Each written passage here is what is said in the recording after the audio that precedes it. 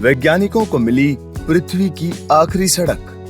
जरा सोचिए, आप फ्लाइट में बैठे और वो सीधे ऊपर उड़ रही है। सड़क खत्म हुए 1 घंटा हो चुका है। नीचे कोई धरती नहीं दिख रही, ऊपर कोई छत नहीं, बस खुला अनंत आकाश।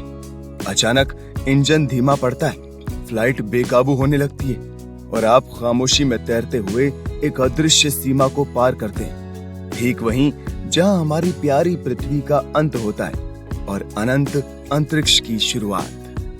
क्या आपने कभी सोचा है कि वो जगह कहाँ है? वैज्ञानिकों ने इसी जादुई रहस्यमय जगह को खोज निकाला है और उन्होंने इसे बड़े ही दिलचस्प नाम से नवाजा है, कारमन रेखा। आज हम इसी आखिरी सड़क की बात करेंगे जो हमें धरती से ब्रह्मांड के दरवाजे तक ले जाती है। तो दोस्तों, हम सब ने बचपन में आकाश को नीला देखा है ना?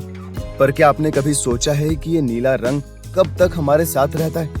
ये कब, कहां और कैसे फीका पड़कर गहरे काले रंग में बदल जाता है? अक्सर लोग सोचते हैं कि अंतरिक्ष बस ऊपर कहीं शुरू हो जाता है, जैसे ही बादल खत्म होते हैं, लेकिन ये इतना सीधा साधा नहीं है। मौसम वैज्ञानिक हमें बताते हैं कि पृथ्वी का वायुमंडल लगभग 10,000 किलोमीटर तक फैला है। 10,000 किलोमीटर, ये सुनने में तो बहुत ज्यादा लगता है, पर क्या आप जानते हैं कि इसका 99% द्रव्यमान सिर्फ पहले 30 किलोमीटर के भीतर ही सिमटा हुआ है।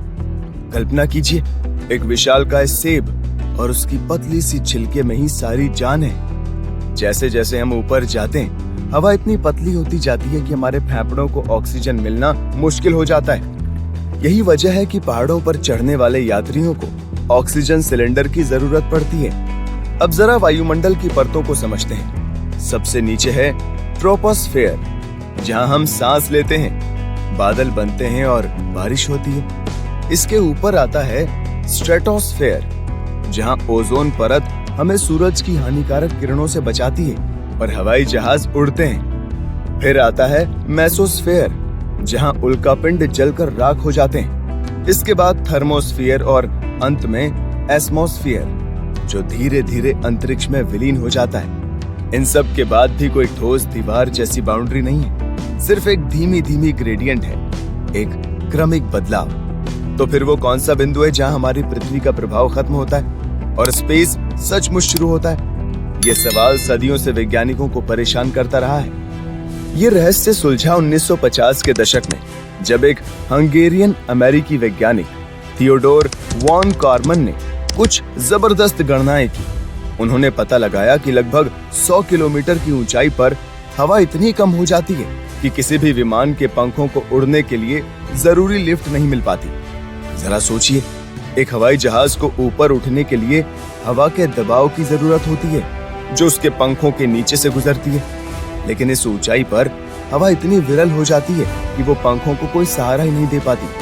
इसका मतलब ये हुआ कि अगर आपको 100 किलोमीटर से ऊपर जाना है, तो फिर आपको पंखों वाले हवाई जहाज की नहीं, बल्कि एक रॉकेट की जरूरत पड़ेगी, क्योंकि वहां वायु घनत्व इतना कम हो जाता है कि प्रोपेलर या जेट इंजन का कोई मतलब ही नहीं रहता। वो काम करना बंद कर देते हैं। अंतर्राष्ट्रीय उड्डयन संघ FAI, जो दुनिया भर में विमानन और अंतरिक्ष से जुड़ी गतिविधियों के रिकॉर्ड रखता है, ने इसी 100 किलोमीटर की ऊंचाई को औपचारिक अंतरिक्ष सीमा मान लिया। इसे ही कारमन रेखा कहा जाता है।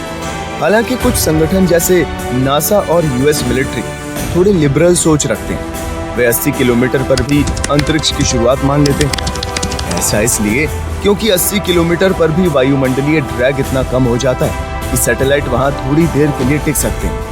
पर ज्यादातर वैज्ञानिक और अंतर्राष्ट्रीय समुदाय 100 किलोमीटर को ही असली और स्वीकार्य सीमा मानते हैं। तो आप समझ सकते हैं कि ये कोई जमीन पर खींची हुई पेंट की लाइन नहीं, ये भौतिकी के नियमों पर आधारित एक प्राकृतिक बाउंड्री है, जहां हवा और अंतरिक्ष के बीच का फर्क साफ हो जाता है। ये एक ऐसा बिंदु है जहां एरोडायनामिक उड़ान खत्म होती है और एस्ट्रोडायनामिक्स की शुरुआत होती है। तो दोस्तों, ये आखिरी सड़क या कारमन रेखा हमारे लिए इतनी जरूरी क्यों है? इसके कई गहरे मायने हैं। सबसे पहले तो इसका एक कानूनी पहलू है। अगर आपकी उड़ान 100 किलोमीटर से ऊपर जाती है, तो आप सिर्फ एक यात्री नहीं रहते, बल्कि आप अंतरिक्ष यात्री बन जाते हैं। और ये सिर्फ स्टेटस सिंबल की बात नहीं है, इसके ऊपर अंतरिक्ष कानून लागू होते हैं। कोई भी देश अपने हवाई क्षेत्र से ऊपर अंतरिक्ष में दावा नहीं कर सकता। वहाँ अंतर्राष्ट्रीय अंतरिक्ष कानून ही चलता है। इसका मतलब है कि भारत का हवाई क्षेत्र भारत का है, लेकिन उसके ऊपर का अंतरिक्ष किसी एक देश का नहीं बल्कि पूरी मानवता का है। दूसरा, इसका एक बहुत बड़ा तकनीकी महत्व है। सैटेलाइट इसी लाइन के ऊपर कारमन रेखा से कहीं ऊपर पृथ्वी के चारों ओर चक्कर लगाते हैं। ऐसा इसलिए क्योंकि इस ऊंचाई पर वायुमंडलीय ड्रैग, हवा का घर्षण नहीं के बराबर होता है। अगर सैटेलाइट्स नीचे उड़ें तो उन्हें लगातार अपनी गति बनाए रखने के लिए ईंधन जलाना पड़ेगा, क्योंकि हवा उन्हें धीमा कर देगी। अंतर्राष्ट्रीय अंतरिक्ष स्टेशन ISS भी इसी कारण से लगभग 400 किलोमीटर ऊपर टिका है। सोचिए, अगर थोड़ी सी भी हवा होती तो उसे हर दिन अपनी कक्षा में बने रहने के लिए बहुत ज्यादा ईंधन खर्च करना पड़ता। और तीसरा, इसका एक गहरा मनोवैज्ञानिक और भावनात्मक पहलू भी है। किसी भी इंसान के लिए 100 किलोमीटर क्लब में पहुंचना एक बार अंतरिक्ष को छुआने जैसा है।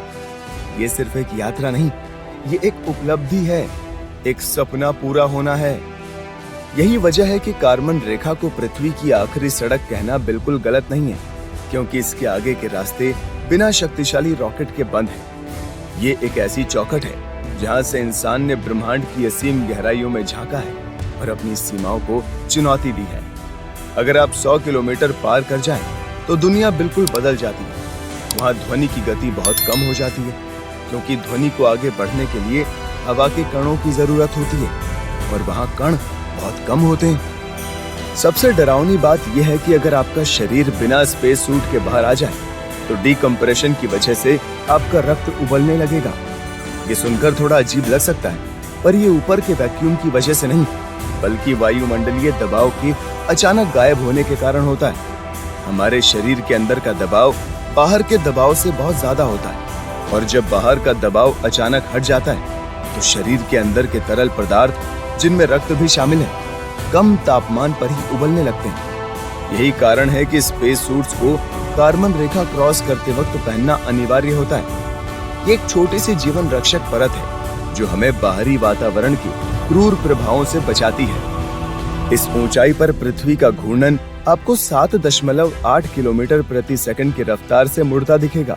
ये वही गति है जो सैटेलाइट्स को पृथ्वी की कक्षा में टिकाए रखती है। ये गति इतनी जरूरी है कि अगर एक सैटेलाइट इससे थोड़ा भी धीमा या तेज हो जाए, तो या तो वो धरती की तरफ गिर जाएगा या फिर अंतरिक्ष में भटक जाएगा। तो ये आखिरी सड़क सिर्फ एक सीमा नहीं, ये एक गेटवे है। या तो आप वापस धरती की तरफ खींच लिए जाते हैं गुरुत्वाकर्षण की पकड़ में, या फिर इतनी तेज गति पकड़ लेते हैं कि आप कक्षा में फंस जाते हैं, हमेशा के लिए पृथ्वी के चारों ओर चक्कर लगाते हुए। ये एक ऐसा द्वंद है जो भौतिकी के नियमों पर आधारित है। आजकल ब्लू ओरिजिन और वर्जिन गैलेक्टिक जैसी कंपनियां अपने अंतरिक्ष पर्यटकों को 100 से 107 किलोमीटर तक ले जाती हैं। ये कोई लंबी यात्रा नहीं होती। यात्री सिर्फ 3 मिनट के लिए माइक्रोग्रेविटी में तैरते हैं, पृथ्वी का अद्भुत घुमावदार क्षितिज देखते हैं और फिर वापस आ जाते हैं। ये अनुभव किसी और चीज से बढ़कर है। एक पल के लिए आप खुद को अंतरिक्ष यात्री महसूस करते हैं। पर नासा के अनुसार रॉकेट को इस रेखा को पार करने के बाद भी बहुत कुछ चाहिए होता है। वापसी के लिए हीट शील्ड, सटीक गाइडेंस कंप्यूटर और पैराशूट सिस्टम जरूरी होते हैं, क्योंकि वातावरण वापस लौटते वक्त फिर से घना हो जाता है और घर्षण से इतनी गर्मी पैदा होती है कि बिना हीट शील्ड के कोई भी चीज जलकर खाक हो सकती है। इतिहास में सबसे ऊंची पैराशूट जंप 41.4 किलोमीटर की रही। उससे ऊपर हवा इतनी पतली है कि पैराशूट खुलते ही उलझ सकता है, या फिर इतनी तेजी से गिरेगा कि पैराशूट का कोई मतलब ही नहीं रहेगा। इसलिए कारमन रेखा के बाद सड़क वापसी के लिए भी एक नया टोल प्लाजा है, रॉकेट ब्रेकिंग और थर्मल प्रोटेक्शन। ये यात्रा जितनी ऊपर जाने में चुनौतीपूर्ण है, उतनी ही वापस आने में भी।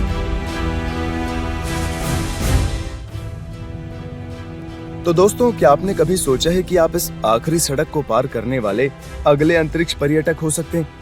कल्पना कीजिए, आप उस 100 किलोमीटर की सीमा पर खड़े हैं, नीचे नीली धरती और ऊपर काला अनंत।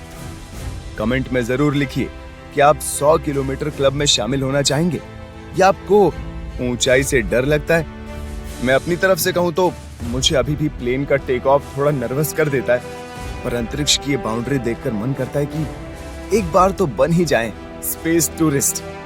आपका क्या ख्याल है? तो दोस्तों, जब आप 100 किलोमीटर ऊपर से नीचे देखते हैं तो हमारी पृथ्वी एक पतली नीली रेखा जैसी दिखती है। यही हमारा वायुमंडल है। ये रेखा सिर्फ लगभग 10 किलोमीटर मोटी है और इसी में हमारी सारी जिंदगी सिमटी हुई है। मतलब अगर पृथ्वी को एक सेब की तरह स्केल करें तो ये जीवन का कंबल उसकी छिलके से भी पतला है। इसी पतली सी लेयर में हम सांस लेते हैं, मौसम बनते हैं, बारिश होती है और जीवन पनपता है। कार्बन रेखा हमें याद दिलाती है कि ये ब्लैंकेट कितना नाजुक है। थोड़ी सी ग्रीन हाउस गैस, थोड़ा सा ओजोन डिप्लीशन और हमारा आखिरी सड़क वाला ये घर हमेशा के लिए बदल सकता है। वैज्ञानिक इसीलिए अंतरिक्ष से ही पृथ्वी की हवाओं का हाल बताते हैं ताकि हम इस अनमोल कंबल को बचा सकें। ये हमें सिखाता है कि हमारा घर कितना अकेला और कितना संवेदनशील है इस विशाल ब्रह्मांड में। आजकल नासा का आर्टेमिस प्रोग्राम, यूरोपीय अंतरिक्ष एजेंसी ESA का मून विलेज और स्पेसएक्स जैसी प्राइवेट कंपनियां सबको इस बाउंड्री की अहमियत पता है। रॉकेट डिजाइन में 100 किलोमीटर को डायनामिक प्रेशर 0 पॉइंट माना जाता है। यहीं से थर्मल प्रोटेक्शन टाइल्स की मोटाई घटती है क्योंकि इसके ऊपर हवा का दबाव कम होता है। भारत का गगनयान मिशन भी इसी रेखा को टारगेट करेगा अपने अंतरिक्ष यात्रियों को इस सीमा के पार ले जाने के लिए।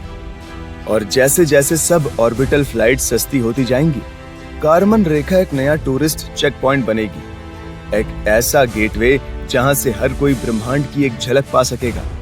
सोचिए, आपका बोर्डिंग पास लिखेगा earth's last road gate 100 kilometre. ये सिर्फ एक वैज्ञानिक अवधारणा नहीं, बल्कि मानव जाति के भविष्य की खोज और रोमांच का एक प्रतीक है।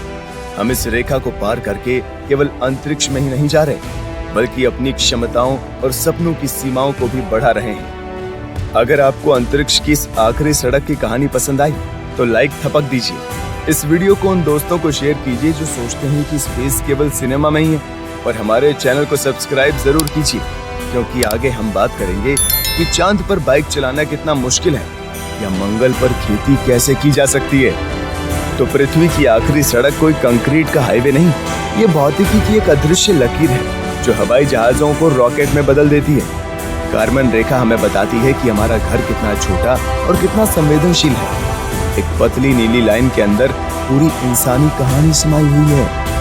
अगली बार जब आप रात में तारे देखें तो याद रखिएगा, 100 किलोमीटर ऊपर ही पृथ्वी का नो एंट्री बोर्ड मिलता है। और अगर आप वहां पर जाएं भी तो भी एक बार झांक कर नीचे देखिए, आपको समझ आएगा कि सारे रास्ते, सारी सड़कें और सारे झगड़े इसी पतली लाइन में कैद हैं। ये रेखा सिर्फ एक भौगोलिक सीमा नहीं, बल्कि मानव की जिज्ञासा, साहस और ब्रह्मांड के साथ हमारे गहरे संबंध का एक प्रतीक है। ये हमें सिखाती है कि हम कितने छोटे हैं, फिर भी कितने महान।